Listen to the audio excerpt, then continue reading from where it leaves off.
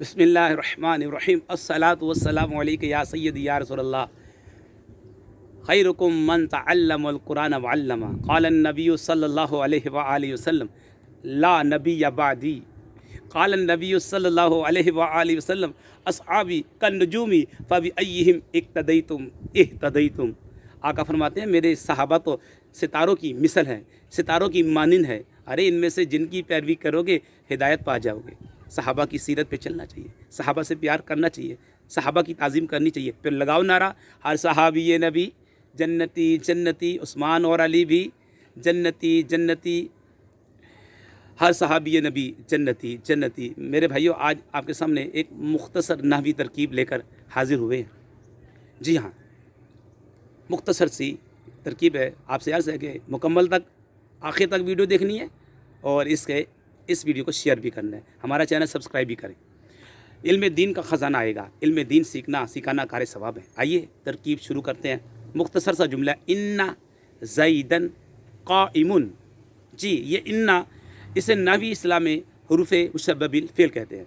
حروف مشبہ بالفعل 6 ہیں، ان، انا، لاکنہ، کأنہ، لاکنہ، لیت، لعلہ، یہ 6 ہیں۔ جی جناب، یہ عمل کرتے ہیں، حروف عاملہ بھی ہیں انہیں کہا جاتا ہے، اور یہ عامل بھی ہیں۔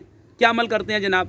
ہاں، اپنے اسم کو نصب دیتے ہیں اور اپنی خبر کو رفع دیتے ہیں۔ اپنی اسم کو کیا کرتے ہیں؟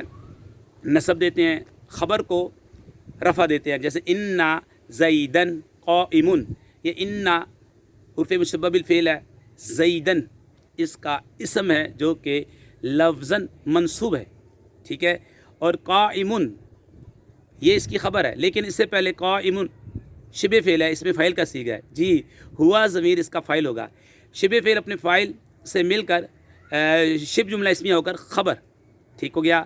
اچھا، انا حروف مشبہ بالفعل اپنے اسم اور خبر سے مل کر جملہ اسمیہ خبریہ۔ جی یہ جہاں بھی آپ کو انا، انا نظر آئے، حروف مشبہ بالفعل نظر آئے، تو اس کے بعد جو اسم ہوگا اسے آپ نے منصوب پڑھنا ہے، ٹھیک ہے۔ اس کے بعد جو بھی اسم ہوگا، انا زیدن قائمن، انا بکرن جالسن، ٹھیک ہے، انا خالد نائم، اور اس کی خبر کو مرفوع پڑھنا ہے۔ آج آپ یہ سیکھ لیں، انشاءاللہ علم کا خزانہ آپ کے سامنے ہاتھ میں آئے گا انشاءاللہ۔ اور انشاءاللہ مختصر اور لیکن انشاءاللہ کوئی نہ کوئی ترکیب لے کر حاضر ہوں گے آپ کے سامنے۔ اب میں آپ سے اجازت چاہتا ہوں، لیکن ہماری چینل کو سبسکرائب کریں، اس ویڈیو کو شیئر کریں۔ اللہ پاک آپ کے والدین پر اپنی رحمت نازل فرما۔ وما علینا الا البلاغ المبین۔ السلام علیکم ورحمۃ اللہ۔